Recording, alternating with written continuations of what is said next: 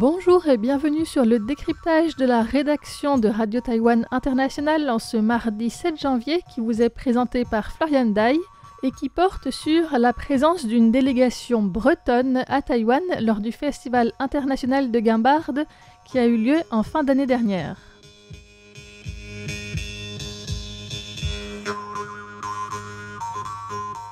L'organisation de ce festival a été beaucoup portée par Hong Hong mais aussi par Jackal et c'est une amie de Hong Hong et Jackal, Laetitia, qui a été un personnage clé dans la venue d'une présence bretonne cette fois-ci. Si on reprend les choses du début, je connaissais Jackal et Hong Hong. Jackal depuis très longtemps et leur premier festival, j'étais là aussi. Ça m'a donné encore plus envie de découvrir la guimbarde. Donc j'ai recherché si en France on avait quelque chose. Et comme par hasard, c'est tombé sur Amaury qui représentait un peu la Bretagne déjà.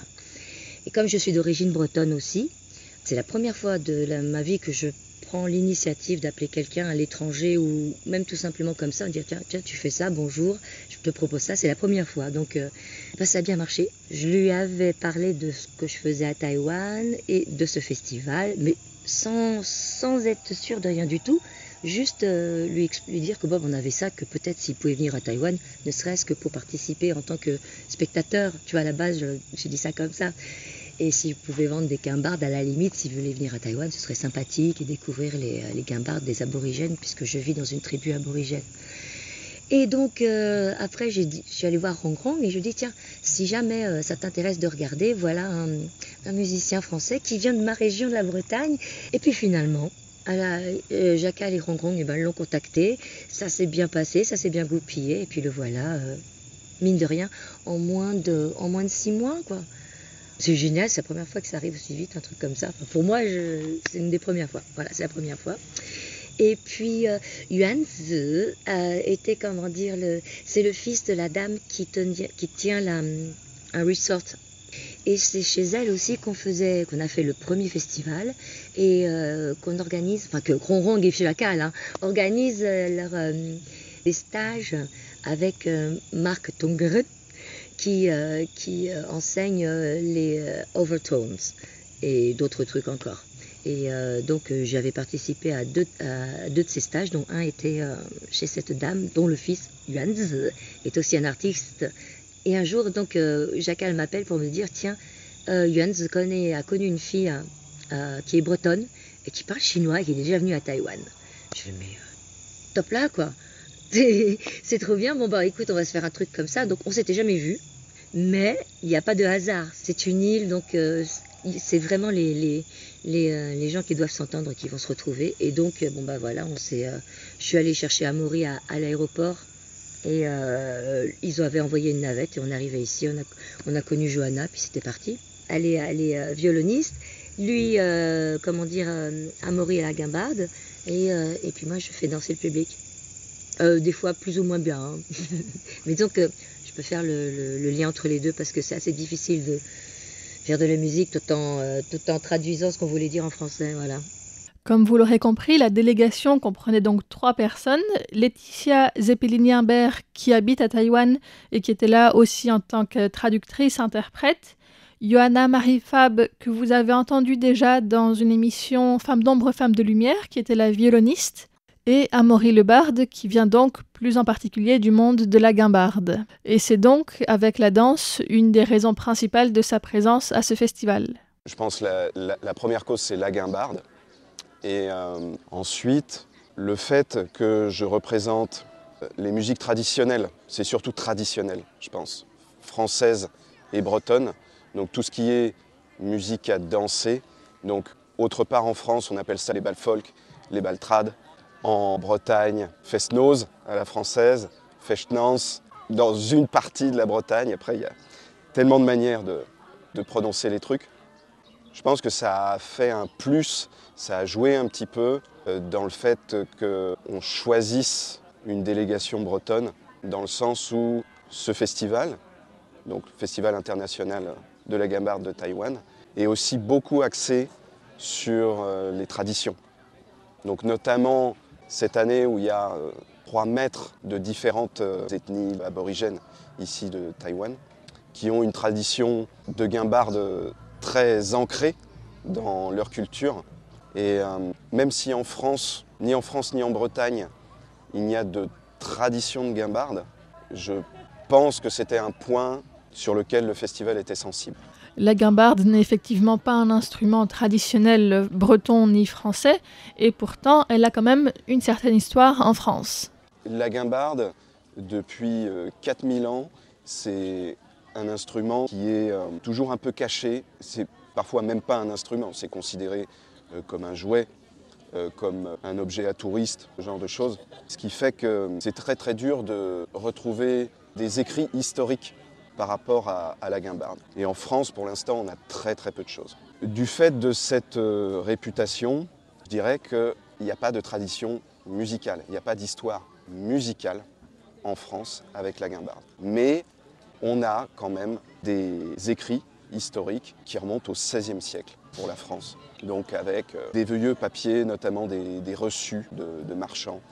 Et on était pour le coup sur des volumes énormes, bien plus importants qu'aujourd'hui. Ces dernières années, on a l'impression qu'il y a un certain regain d'intérêt pour la guimbarde, que ce soit en France ou ailleurs dans le monde, avec l'organisation par exemple de ce festival à Taïwan.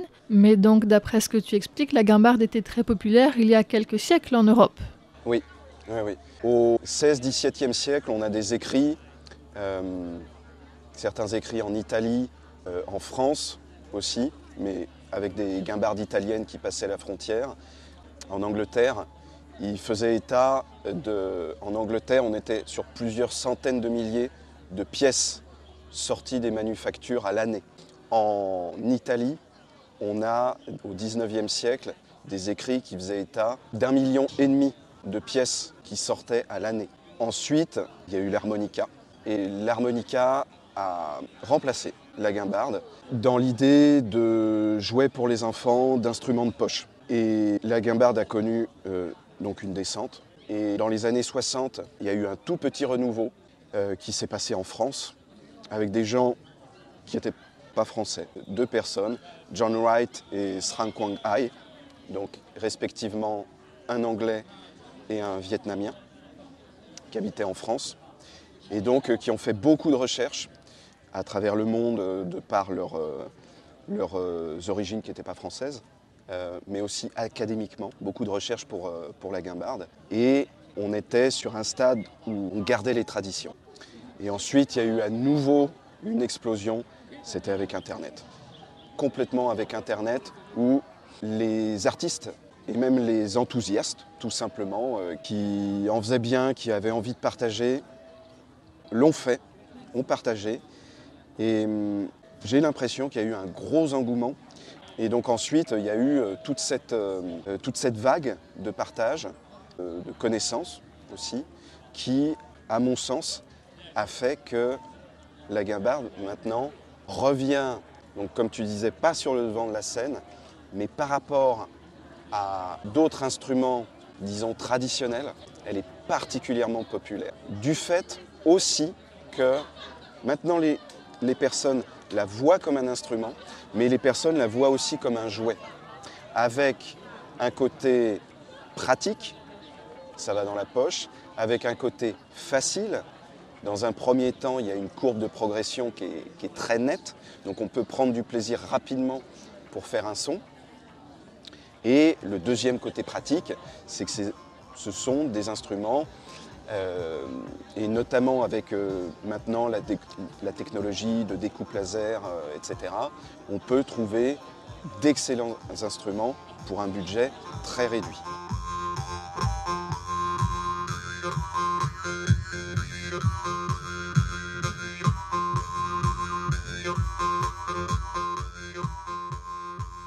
Malgré tout, la guimbarde reste relativement peu connue. Comment est-ce que tu l'as découverte, toi? Comment est-ce que tu es rentré en contact avec elle? Ça a été par l'intermédiaire d'un autre instrument, le didgeridoo. Ce sont des instruments frères et sœurs, dans le sens où ce sont des instruments qui utilisent les harmoniques qui sont déjà présents dans la vibration pour moduler le son des instruments. Donc par une modulation de notre corps, on va pouvoir moduler le son sorti. Donc à l'inverse d'un violon ou d'un violoncelle où la caisse de résonance, elle est créée par l'homme, de l'artisanat, de la lutherie, et elle est fixe. Là, notre caisse de résonance, c'est l'humain, c'est le joueur, donc une caisse de résonance qui va pouvoir être variable. Il y a 20 ans, à l'époque, le didgeridoo était en France très très en vogue, et donc j'échappais pas à la règle, et il se trouve qu'il y avait un festival qui était pas loin de chez moi du tout, dans les Deux-Sèvres, où il y avait ces deux instruments qui étaient à l'honneur. Et c'est comme ça que j'ai connu la guimbarde. C'était en 2002. Et donc après une douzaine d'années à t'être approprié cet instrument, il t'a fait venir à Taïwan maintenant pour ce festival international de la guimbarde où tu as notamment animé des ateliers de danse. Est-ce que tu peux nous partager un petit peu comment se sont passés ces ateliers ? Les danses bretonnes, les danses folk en général, sont des danses chorégraphiées, sont des danses où donc, il faut retenir des pas et ne sont pas forcément des danses intuitives quand on n'a jamais fait ça. Et c'était tout le défi à relever de transmettre ça avec cette distance culturelle, cette distance linguistique aussi. Et c'est aussi le but des traditions orales, d'y aller, de faire les choses et de créer des ponts pour pouvoir se retrouver à travers cette distance-là. Quel a été le résultat ? Pour moi, le résultat, ça a été des sourires plein partout. Des sourires plein partout, du lâcher-prise aussi à la fin, pour les danseurs comme pour les, on va dire, professeurs. Et c'est ça qui est important pour moi. Il y a toujours plusieurs écoles quand il s'agit des pratiques artistiques et corporelles. La danse traditionnelle, ça ne déroge pas à la règle. Il y a des puristes et il y a des gens aussi qui veulent transmettre sans prise de tête. Et moi, je fais partie de ceux-là. Et j'ai envie que les personnes se disent « Ah, je me suis bien amusé, c'était super sympa ». Plutôt que « Ah ouais, j'ai fait les pas, parfait, c'était super, maintenant je connais, je saurais reproduire exactement ». Donc, ça s'est passé comme ça. On a pris du temps à montrer des danses qu'on avait sélectionnées ensemble, certaines qui étaient plus simples, donc notamment les danses bretonnes, et puis les danses folk, donc en dehors de la Bretagne, mais qui se pratiquent très largement en France. On a fait une bourrée et un cercle circassien, donc qui demandait plus de concentration. Donc c'était la fin de soirée, il faisait nuit, c'était un environnement dans lequel j'avais jamais fait encore de bal, c'est-à-dire sur scène, après des concerts. Et la nuit, c'est pas évident la nuit pour se dire « Ah ouais, c'est quel pas ?» Et donc voilà, le résultat, ça a été plein de beaux sourires, beaucoup de sueur aussi de mon côté, ce qui au passage m'a permis d'éliminer mes microbes. Et on en revient, je pense notamment à la tarentelle, qui n'est pas du tout française, mais dont c'était le principe en fait. Le principe, c'était d'enlever le venin par les voies capillaires, on va dire. Et donc, voilà ce qui s'est passé pour moi. D'après les retours que j'ai eus, il y a au moins eu plein de beaux sourires pour les autres.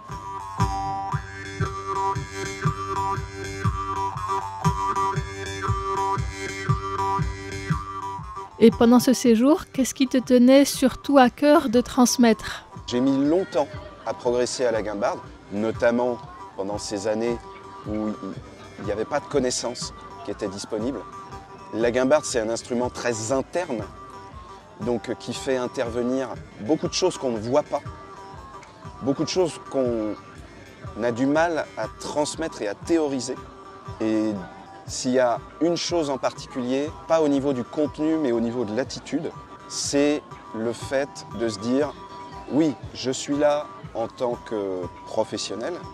Les personnes qui viennent à mes ateliers se sont inscrites. Et à partir du moment où je suis là en tant que professeur ou de mentor ou de guide ou quoi que ce soit, ça m'a fait vraiment une sensation assez drôle quand on a parlé de moi en utilisant lao shi, parce que j'ai fait un peu de chinois au lycée, donc je sais aussi qu'est-ce que ça veut dire aussi décomposer. Littéralement le vieux maître. Et à partir du moment où j'ai où je suis dans ce statut-là avec les autres, je suis prêt à tout donner. Oui, si les gens, je me dis, ont peut-être quelque chose à retenir de ce que j'ai transmis, j'espère que ça pourrait être ça, plus que les techniques. Et pour conclure, est-ce que tu peux nous présenter un petit peu les instruments que tu as là, ce coffret de guimbarde? Celle que j'ouvre, là ici, c'est un set chromatique, donc avec un accordage sur toutes les tonalités de la gamme occidentale que j'ai commandé il y a 6 ou 7 ans à un fabricant russe. Et c'est en général mes instruments de concert en voyage parce que j'ai à peu près tout à ma disposition. C'est bien protégé et elles me conviennent très bien. Et notamment pour le jeu mélodique, donc qui consiste à faire ressortir les vibrations qu'il y a déjà présent dans la guimbarde. Donc là, on va dire que la languette, elle vibre 40 fois par seconde. On appelle ça 40 Hertz. C'est quelque chose de très grave, très très grave.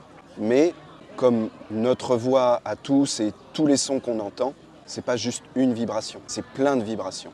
Et donc la languette vibre 40 fois par seconde, mais il va y avoir plein d'autres vibrations. 80 fois, 120, etc. Que des multiples. Et le jeu mélodique, ça va être, en modifiant son corps, faire résonner une vibration en particulier.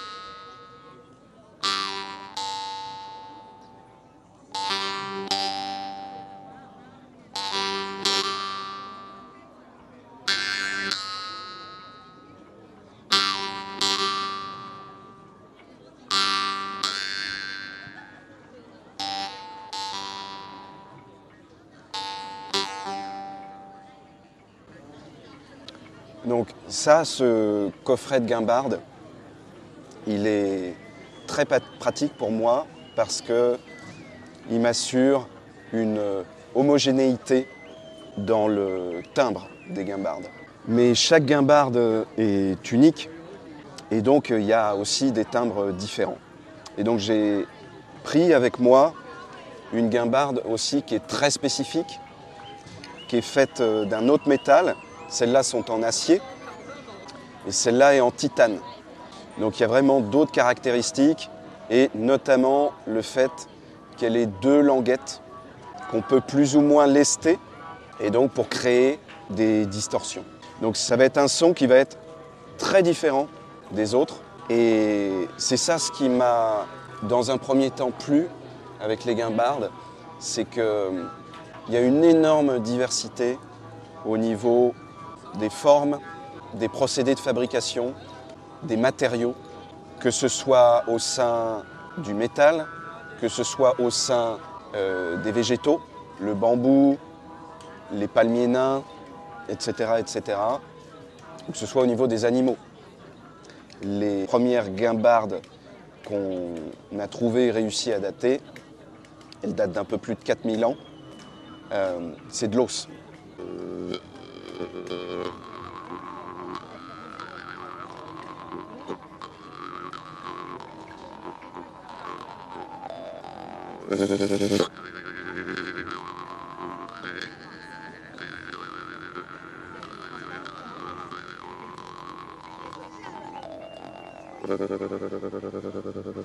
Un petit témoignage que je trouve très rigolo, où cette passion de la guimbarde qui en effet touche pas forcément beaucoup de personnes, un événement comme ça, c'est incroyablement riche et c'est vraiment un pont entre des gens qu'on ne comprend pas forcément avec la barrière de la langue, qui habitent à l'autre bout de la terre, qui ont des habitudes complètement différentes des nôtres, mais on se trouve à discuter ensemble avec notre téléphone et les traductions foireuses avec des signes, en montrant des photos de là où on vit, de nos enfants, et puis bien sûr en jouant.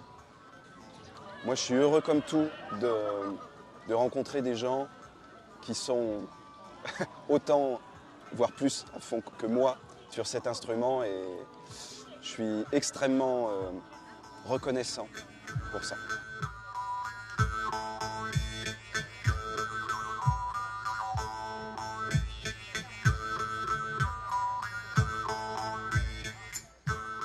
C'était un décryptage présenté par Florian Dai pour Radio Taïwan International. Merci de votre écoute et à bientôt.